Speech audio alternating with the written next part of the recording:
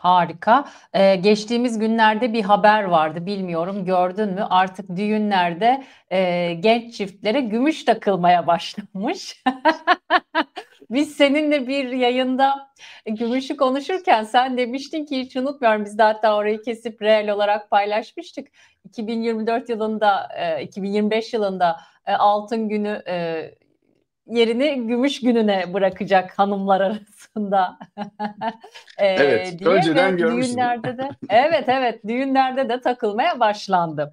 Yastık altında gümüşün var mı diye önce O var sorarak. tabii, var olmaz mı? Şimdi o konuda da mesela 2022 yılı içerisinde çok eleştiri alıyordum. Yani şimdi gümüş böyle 22 dolarlara, 18-19 dolarlara bir ara geldiği oldu. Orada ısrarla diyordum ki ben fiziki alıyorum burada. Ya ne alakası var işte, ekrandaki gümüşten zarar edince fiziki diyorsun. Yani bunun bir strateji olduğunu anlatmakta güçlük çektik yüksek kalabalıklara, büyük kalabalıklara. Neden? Çünkü burada fiyat gerilediği zaman bunlar bulunmaz fırsatlar da o zamanlar. Öyle 20 dolarlar, 19 dolarlar, 22 dolarlar, 21 dolarlar. Şimdi oralarda ben neredeyse her hafta kapalı çarşıya gidip fiziki gümüş topladım. Çünkü o fiyatların dolar bazında bir daha bulunmasının pek mümkün olmadığını düşünüyordum. Şimdi bugün geldiği fiyat 48,5-49 dolar sınırında bir gümüşü konuşuyoruz. Ben gümüşün hala 90 dolar da olsa, 100 dolar, 200-300 dolar da olabilir. Yani bu şimdi 1980 yılında 49 dolar olan bir gümüşü konuşuyoruz. 1980 yılında 49 dolar o gün manipülatif ve pahalı bir fiyat. Ondan itiraz etmiyorum. Oralara 3 dolardan, 1,5 dolarlardan gelmiş bir gümüş. Onun için o savunulacak bir fiyat olmamakla beraber yani ne zaman uçuk olur? O zamanki fiyatlamayı Amerika'nın gerçek enflasyon fiyatlamasıyla baktığım zaman ons gümüşün 1700 dolara denk geldiğini görüyorum. Dolayısıyla ben şimdi 1700 dolar olacak söylemiyorum. Yanlış anlaşılmasın. Ama yani gümüşün uçuk fiyatlara gitmesi için böyle yüzlerin üstüne 200'lere 300 dolarlara gitmesi halinde o saçmalandı bu iyi deyip bütün fizikilerimi satarım.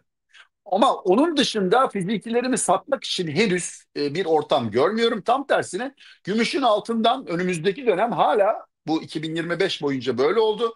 2025'in geri kalanında 2026'da da altına göre daha iyi performans verebileceğini düşünüyorum. Yani ben altını satıp gümüş alınsın demiyorum ama Hı altın, hı. gümüş ikisinden de yoksa portföyünüzde en az ikisinden de eşit miktarda olması gerektiğini düşünüyorum. Evet, gümüş fiziki bu fiyatlarda yine zor. Bugün bir haber gözüme çarptı aslında X'te. Çarşıda yüksek miktarlarda fiziki gümüş alamıyormuşsunuz. Yani çoğu kurum gidip de 10 kilo 20 kilo Hı hı. falan bile alamıyorsunuz. Öyle birkaç kilo alabiliyorsunuz. Dolayısıyla Türkiye'de de başladığına dair, yani fiziki gümüşün bir sıkıntı varsa, bu haberler doğruysa ben de bu hafta inşallah bir fırsat kapalı çarşıya gidip bunu takip edip öğrenmeye çalışacağım. O zaman gümüş fiyatının makasının yukarı doğru iyice ivmelenmeye başlayacağı günler geliyor demektir. Çünkü gümüş Türkiye'de kolay ulaşılan, uzun yıllardır kolay ulaşılan bir metaldi. E, Fakat 2021 yılından beri tam beşinci yıldır arz talep dengesi talebin lehine. Talep fazla, arz az. Bu geçmiş birikimden kaynaklanan eldeki stoklar eritilene kadar sorun olmadı. Ama şu noktada bunun sorun olmaya başladığını görüyoruz. Yani bugüne kadar şöyle oluyordu. Mesela insanlar evdeki işte çatal bıçak gümüşlerinden tuttu. Evde gümüş işte şeyler olur ya, gondollar, şunlar bunlar. Bunlar eskiden artık moda olmadığı için eskiden kalan, çoğu kişi bunları eskiciye veya işte bir şeycilere verip çeviriyordu, takas ediyordu. Dünyanın her yerinde böyle oluyordu. Evet. Onlar bu söylediğim arz talep dengesindeki arzın yerini kapatıyordu. Ama öyle bir noktaya geldiysek bu artık kapatamıyorsa gümüş fiyatında ani çok sert yükselişler görebiliriz.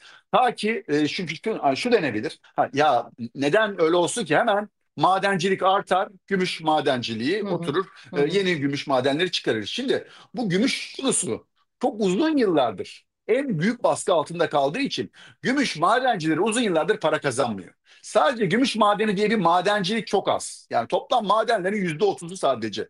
Yani gümüş maden çıkarılan gümüşün sadece %30'u sadece gümüş madenlerinden çıkarılıyor. Genelde gümüş altın ve bakır madenlerin üst yüzeyinden çıkıyor. Dolayısıyla yani onun mesela %10'u kadar çıkıyor. Dolayısıyla siz bugün gümüş arzını arttırayım dediğiniz anda böyle tamam ortalık gümüşe boğulacak. Madencilik öyle başlayamıyor. Bir gümüş madeni açmak 3 ila 5 yıl sıfırdan orayı tetkik yapıp uygun mudur işe bak. Dolayısıyla bu arzın talebi yakalama ihtimali öyle birkaç haftada birkaç ayda olacak bir olgu değil. Yani film koparsa nereye gideceğini ve nerede dengeleneceği bilmemiz kolay değil. Onun için bugüne kadar da ekranda çok baskı altında olmuş bir ürünü konuştuğumuz için ve çok sevdalısı var dünyanın değişik yerlerinde. Fiziki toplayan çok insan var. Bir anda bu bir gerçek harekete dönüşüp bugün artık hani çok daha yüksek fiyatlara gitme ihtimali var. Onun için gümüşü de altın kadar hatta biraz daha fazla ciddiye almakta fayda var bugünlerde. O zaman annemizin, anneannemizin o gondollarını, kakmalı, güzel, el işçiliği olan aynalarını dolaplardan da çıkarabiliriz, değil mi? Evet, hatta çıkarma bence kasaya, dolaptan kasaya almakta fayda var. Çok değerli bir hal almış olabilir. Hani eskiden böyle filmlerde gördük, hırsız gelir böyle gümüş şeyleri toplar falan. Onlar para ederdi. İşte o biraz 1970'lerin sonunun alışkanlığı. Yani 1970'lerde şu anlattığım hep döngü, şu anda içinde bulunduğumuz döngünün aynısı. 1971'ler, 71'lerde 1 dolarlardan, 2 dolarlardan gümüş 49 dolarlara çıkıyor. O ara tabii gümüş çok değerli bir muamele görüyor. Şimdi de öyle bir rally gelirse geliyor yani şu anda içindeyiz. Daha da koparsa gerçekten o gondollara ve o ayna şeylerine bence kasada tutmak daha sağlıklı olacak yani. Çok güzel. Kasaya tepsi koyacağımız hiç aklımıza Aynen. gelmezdi. Peki şimdi şeyi sormak istiyorum. Demin gümüş ve altının oransal olarak sepette nasıl olması gerektiğine dair bir tüyo verince şimdi benim yayını izleyenler çoğunlukla tabii küçük yatırımcı ve profesyonel bir hizmet, bir danışmanlık alan kişiler değiller. Şöyle bir barem belirlesek, örneğin 1 milyon ve altında elinde bir parası olanlar ve ne yapacağını bilemeyenler nasıl bir portföy oluştursun? Yani Türkiye'de hem parasını enflasyona karşı korumak isterken hem küçük de olsa bir yatırım yapmak isterken çünkü artık hani 1 milyona ev alınamıyor, 1 milyona araba da alınamıyor. Ama illa kıyamet harcaması yapmak zorunda da değil herkes yani. Ev alamıyorsunuz, araba alamıyorsunuz belki şu an ama bu hiçbir zaman alamayacaksınız anlamına da gelmiyor. Yani küçük yatırımcı nasıl bir sepet oluştursun? Özellikle enflasyona karşı parasını ezdirmek istemiyorsa hatta biraz da kâra geçmek istiyorsa. Evet, ya tabii burada biraz sorunun bir soru daha eklemek lazım. Vadesine bağlı. Hani Hı vadesi hı, böyle çok kısa vadeli olursa zorlanır. Yani çünkü neye yatırım yapsa o kısa vade dalgalanmaları etkileyebilir. Ama hani bu yatırımcının o 1 milyona bir yıl en az hı ihtiyacı hı, olmayacağını varsayarsak.